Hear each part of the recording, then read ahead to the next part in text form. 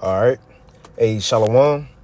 First and foremost, I want to give all praises, honor, and glory unto Yahweh, Bahashem, Yahweh Shai, Bahashem, Rachak Wadash, and double honors unto the apostles and elders of Great Millstone, as well as the men that taught them, and peace and blessings to all you Wakim out there who pushing his word with all truth and sincerity, and as well as to all you believers out there who believing on the gospel. And it's the brother Korah Abad from the GMS Houston camp. And I want to go into, another lesson. And, I'm sure y'all see from the title, what this one go be about. But I just want to add on to what the body, is talking about. Starting with the apostles, the elders, bishops, brothers, everybody throwing in a, spiritual 2 cents, so to speak, to build upon this topic, man. Which this world, would take this wording or this phrase, as far as calling us the prophets of doom, right? The prophets of doom, they would take that and make it seem like a negative thing, or that, and something you don't want to be associated with. You see, but as brother's been going into, no, you 100% correct. That's what we are. We are prophets of doom. That's our job. You see? And it's not just our job, but the Lord have us here today through the spirit and power of Yahweh, Bashim Yahweh Shai, to push his word. And through this word coming out, and see, that's the thing, it's not us. The word is fearful, man. The word is filled with nothing but doom within it, especially the things to come. So once we speak these words, and especially in a way, in a manner, and the confidence and the boldness that we do, that put fear in people. That strike fear in people. And it should. Because again, we ain't the first prophets of doom. Because the men that have been before us, they were also prophets of doom. You see? But I just want to, like I said, add my spiritual 2 cents, and it shouldn't be nothing too long. Before I get that, I do want to read a definition real quick. And I had a precept come to mind. But let me read this. Matter of fact, let's read the precept first. Right? I'm going to read this precept, and I want to read a definition about what are the prophets of doom. Like, what is that? And I got it from the brother Paratham out here in the Houston camp, because he looked it up earlier on his video that I seen, and he asked ChatGPT, which is like an AI website from OpenAI, and you could ask it anything. So we're going to read that definition after this, but let's get a quick precept, because this is what the Lord word is filled with.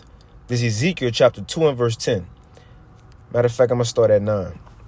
It says, "And when I looked, and behold, a hand was sent unto me, and lo, a roll of a book was therein." And this book is talking about the scriptures. So let's see what's in this book. What does it contain? It says, "And he spread it before me, and it was written within and without. And there was written therein lamentations, mourning, and woe." Let's look up a quick Google definition on all those. Lamentation. It says the passionate expression of grief or sorrow. That don't sound good. What's the next one? Mourning. Let's look up that. Mourning. It says deep sorrow, right? Pretty much the same thing. And woe, which also ultimately goes into destruction. So within the Bible, the message would be considered doom, because there's not nothing good coming to these people. But even more specifically, it's nothing good coming to the nation of Edom. And why I'm pinpointing the nation of Edom? Because although all nations will get judged and will be brought down once this judgment come, even things before the Lord come back, all of the fearful things that will take place in Salakia too, for the background, I got a train, I guess, passing somewhere.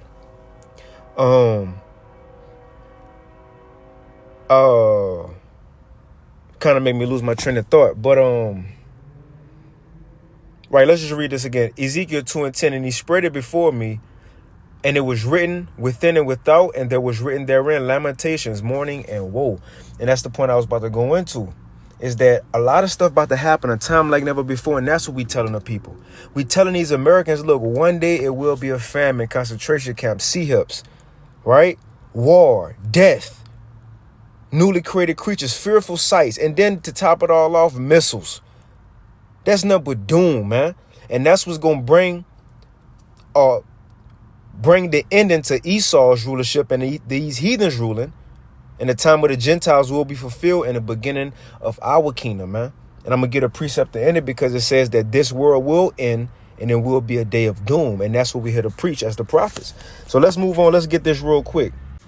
All right, I want to read that definition again. The water to the brother Paratham for going into this. So I screenshotted it what it says. So this is ChatGPT, an AI bot, so to speak.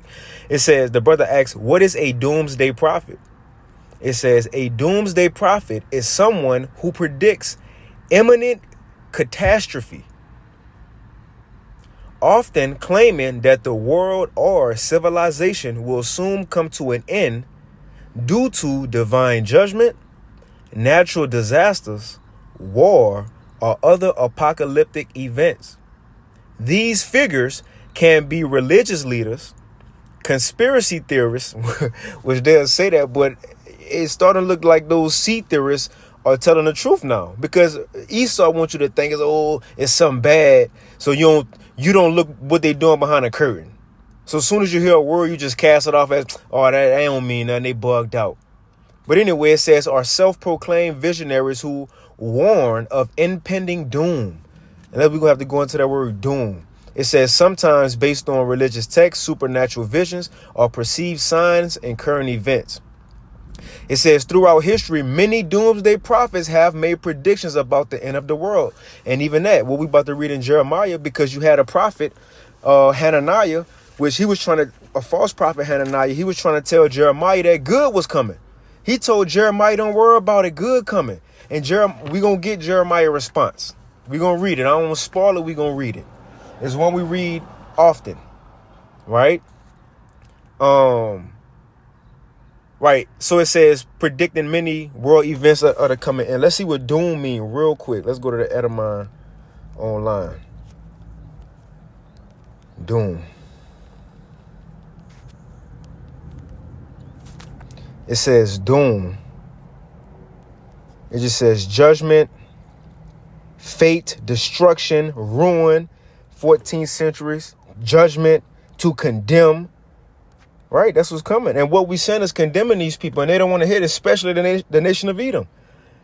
And Lord willing, we get a precept on that, how now that we pushing out this word of judgment, of doom, fear is falling on them, man.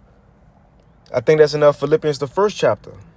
But let's get this in Jeremiah 28. Now I'm going to read this in NLT. And I'm going to start up because I know we often read verse 8. But I want to start up to give it a little context on why Jeremiah said what he said in verse 8.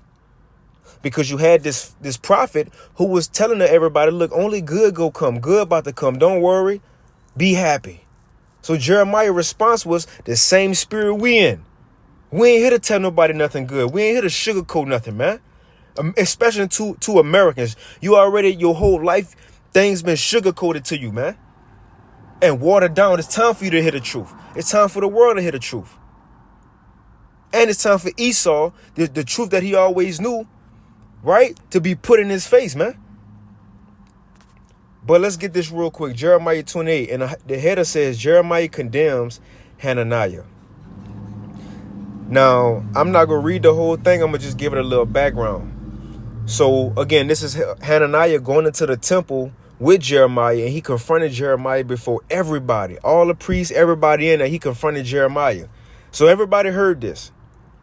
Matter of fact, I'm going to just Jeremiah 28:1. And one day in the late summer of that same year, the 4th year of the reign of Zedekiah, king of Judah, Hananiah, son of Azur, a prophet from Gibeon, addressed me publicly. See, this Jeremiah speaking, it says, address me publicly in the temple while all the priests and the people listen.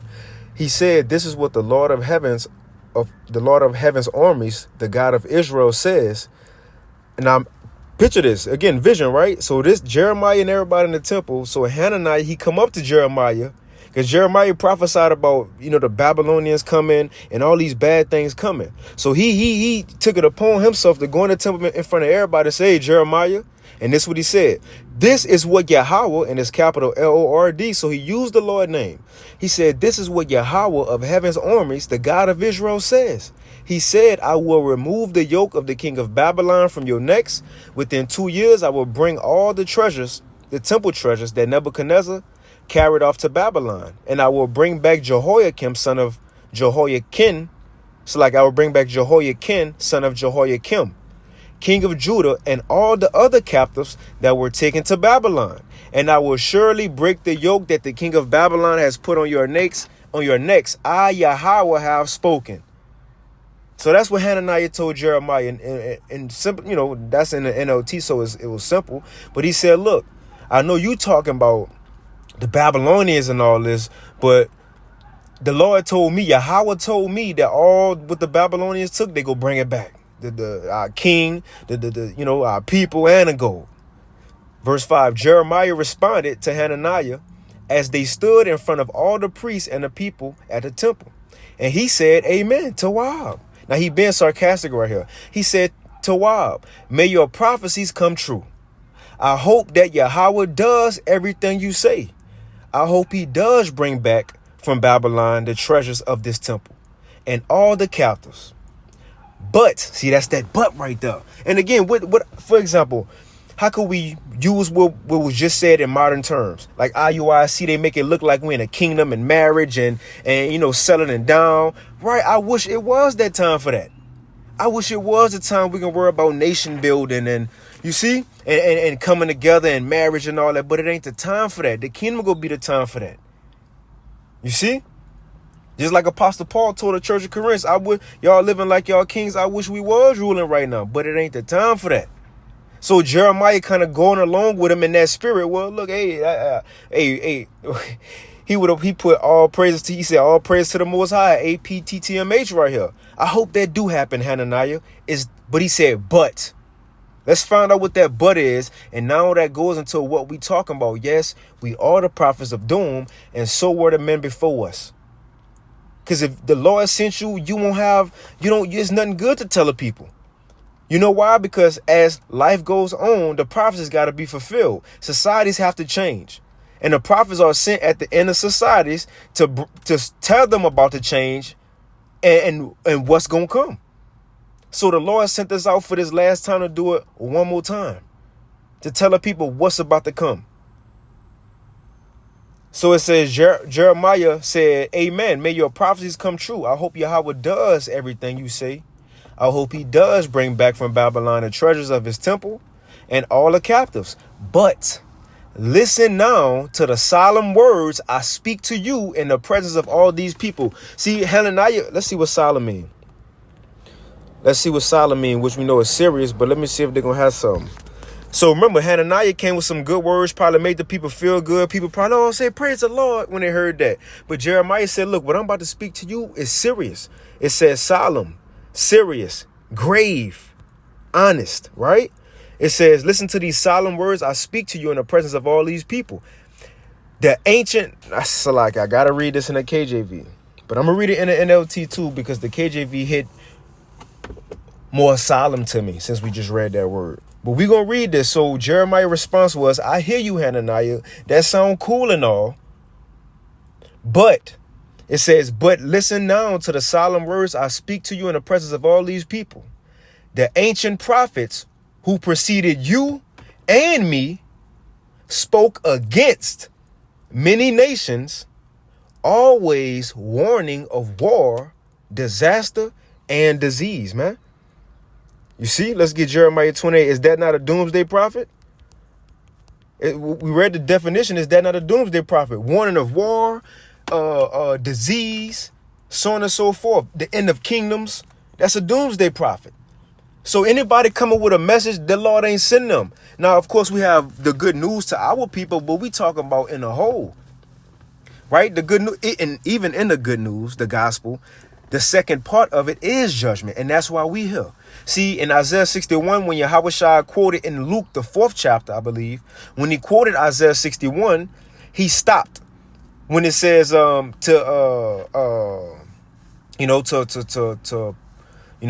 open the gates to the prison, to give sight to the blind, to proclaim liberty to the captives, to comfort all that mourn. And he just stopped. But if you would have keep reading, it would have says, and to proclaim the acceptable year of the Lord and judgment. The point is we talking about and judgment.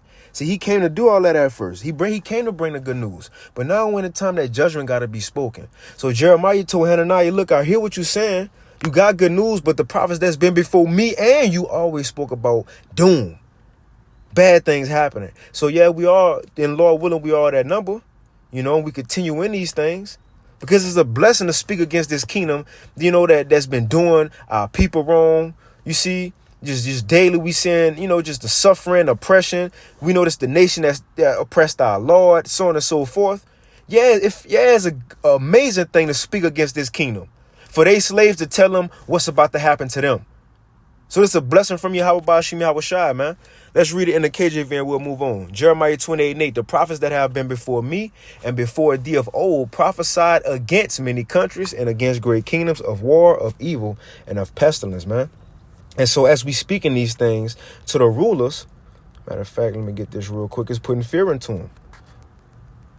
Matter of fact, before I get that, this Amos 3. Amos 3. It says in 6, shall a trumpet be blown in the city and the people not be afraid? Going back into the ancient world, when you hear certain sounds, that trumpet, you know it's time for war. So an enemy was invading, so some people would get afraid. It says, shall a trumpet be blown in the city and the people not be afraid? Question mark. It says, shall there be evil in the city and Yahweh have not done it? It says, surely Yahweh power will do nothing, but he revealeth his secret unto his servants, the prophets, man. So what's about to happen? The Lord have revealed that unto his prophets. And the point is, now that we blowing the trumpet, fear is falling on these people. Matter of fact, to show you the prophets always spoke, fearful things or evil, not evil as far as, evil, but evil to come, death, so on and so forth, that people got nervous. I'm not going to get this one. But when Samuel walked up right into a city, everybody feared. The elders of the city feared that Samuel walked into the city. And what they said to him, are you coming here for peace? Are you coming here for good? Why would they ask that? And why would they tremble? Because they know when they seen a prophet back then, they knew what time it was. He had for the sake of Jeremiah, he had a solemn message, man. He ain't come and tell you get married. We're going to be here for 1,000 years. Come on, man. But I want to get this real quick. Is in never anything good. So let me look for it concerning me. It's when here it is. 1 Kings 22. When King Jehoshaphat, when they was trying to inquire of the Lord, King Jehoshaphat had his own prophets who was lying to him, telling him anything, telling him what he wanted to hear, right? But you had Micaiah, which is a prophet of Yahweh Bashim Yahweh Shai, and every time he was asked something, he told Jehoshaphat the truth. And it was never nothing good, right? It was never nothing good. Right? So it says, let me read. I'm gonna just get straight to the point. 1 Kings 22:8. It says, and the king of Israel said unto Jehoshaphat, there is yet one man.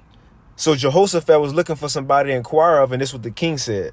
It says, and the king said, there is yet one man, Micaiah, the son of Imlah, by whom we may inquire of Yahweh.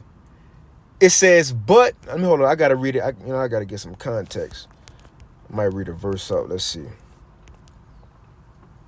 I'm going to start at verse 6 because it's going to paint the picture just to show why he didn't want to go to an actual man of the Lord. This is 1 Kings 6 and 1 Kings 22, and I'm going to read verse 6. It says, the king of Israel gathered the prophets together, and 400 men said unto them, he gathered 400 men and said unto them, so this is what the king said, shall I go against Ramoth Gilead to battle, or shall I forbear? So he wanted to know if he should go to war or not, and he went and asked the prophets, his prophets. It says, and they said, go up, for the Lord shall deliver into the hand of the kings. Yeah, go to war, king, you go win. Verse 7, and Jehoshaphat said, is there not here a prophet of the Lord besides that we might inquire of him? So he said, it don't have another prophet here besides these 400 men that you got in my face, right? You don't got nobody else, because I'm sure he probably seen through their bullshit. They just talking. Just how we see through these other camps BS. Them, they just be talking. So he wanted to know, you got somebody else here that we can get a second opinion from? And this is where verse 8 come into place. And the king of Israel said unto Jehoshaphat, yes, he said, there is yet one man, Micaiah, the son of Imlah, by whom we may inquire of Yahweh. But I hate him. Now we about to see why he hate Micaiah, a man of Yahweh. It says, but I hate him, for he doeth not prophesy good concerning me, but evil. And Jehoshaphat said, let not the king say so. And eventually they went to Micaiah and he told him, yeah, he told him what it was, and he died there. He died in war, just like Micaiah said. He said, nah, you ain't going, you gonna die. Just like he said. So, but that's just an example how the prophets always of old spoke evil things to come. Doom, man. Terrifying things to come. Because ultimately that's what the Lord got cooking up in his plans as these prophecies unravel. It's nothing but good that's coming, man. You see, let me get this real quick. Just to I want to get how, as we speak in this word, fear is actually falling on these people. This Philippians chapter 1, and I'm going to start at verse 27, and it's the NLT, and I end it. It says, above all, you must live as citizens of heaven, conducting yourselves in a manner worthy of the good news about Mashiach. So the subject matter is the good news. Now, this is the NLT, but in the KJV, it says the gospel. So we talking about the gospel. Apostle Paul saying, look, just keep pushing, live as, what y'all teaching, live it. But this is the point I want to get. But remember, the subject matter is the gospel. So it says, and don't be intimidated in any way by your enemies. So as we pushing this truth, this word, it says, don't be intimidated in any way by your enemies. Hold on, Salakia. Did I skip something? I skipped something. I got a little excited. Salakia. Philippians 1:27 in the NLT again. I'm getting a little excited. Above all, you must live as citizens of heaven, conducting yourselves in a manner worthy of the good news about Mashiach, the gospel. It says, then whether I come and see you again or only hear about you, I know that you are standing together with one spirit and one purpose, fighting together for the faith, which is the good news or the gospel. So as we pushing this gospel, the truth out on the highways and hedges, on YouTube, wherever the edification is going out, it says, and don't be intimidated in any way by your enemies. What is this? Us preaching and prophesying. This will be a sign to them that they are going to be destroyed, but that you are going to be saved even by the Most High himself. So as we out there pushing this word, and you know what make it so powerful? When we don't speak our own words. I love when brothers out there and people listening and edification coming up, people getting cut, and you hear that book, chapter, and verse. When you hear that book, chapter, and verse, and people know what's being said ain't coming out our own heart, you can't just walk away from this. You gonna go look this up. And when you go look it up, you go see it's there. And not just that, the beauty of expounding on the precept is that when they go look and see what's there, they think about what we said, and it's like, damn, it makes sense. It makes sense. When we put secular history tied to it, they're like, damn, it makes sense. Well, I'm just, for example, like an Edomite, if he was the hills going into Daniel, the 2nd chapter, and we go into all the kingdoms that came from Babylon being the head, Persian, the Medes, the arms and the shoulders of silver, right? Arms and chest. Greeks being the Greeks. I mean, the brass, the stomach and the thighs of brass. Rome, which is 2,000 years ago, being iron, legs of iron. Where would we be? Feet and the toes. Where the stone came, Yahweh Shai hit the feet and the toes. Where we at and what was next? The kingdom of Israelites ruling. So when you even say just something like that, it's like, damn, it makes sense. That did happen in secular history. That's a fearful thing to these people. Because if we saying that, they know, damn, it's our end. It's over. It's over. Yeah, so we all, and Lord willing, we continue. But the Lord did send back the prophets, and his message that the prophets are speaking would declare them or make them doomsday prophets. Because nothing that's coming to this world is good but Yahweh Shai. And the thing is, just like King Solomon. Yeah, it was good the time of King Solomon, but before King Solomon got comfortable on that throne, sat down and got comfortable, he had to kill a couple people killed first. It was judgment first. Yahweh Shai come and do the same thing. So before he bring the good, he gonna bring death first, man. And before he comes, it's gonna be a lot of things that's gonna bring death. So when these people of the world who have no chance to hear it, think about how to make them feel. They don't have no escape. They just don't believe and have the faith like we have to look forward to another kingdom. And, we hope this be over with because we want to live forever after this, get new bodies. They don't have that. So think about how that make them feel when we saying your world go in. You and your children, not to say we tell people directly as they walking, right? You ain't got to do all that. But like their families going to die, children about to die, so on and so forth. Think about how that make them feel. You in America, and when missiles fall, you ain't going nowhere. Let's read this again. Philippians 1:28. And don't be intimidated as we push the gospel, right? And don't be intimidated in any way by your enemies. This will be a sign to them that they are going to be destroyed, but that you are going to be saved even by the Most High himself, man. Let me get one more precept and I'll end it. Just to show the end of Esau world, the scriptures say it will end. Well, its end will be a day of doom. The 2nd Ezra chapter 7 and verse 2nd Ezra 7 and verse 42. It says, he answered me and said, this present life is not the end where much glory doeth abide. Right? This ain't the end all be all of life itself. Just that the so-called white man losing power, and once he done with, not nobody else could. No, man. It's just a nation is losing power in the earth and another nation is about to rule.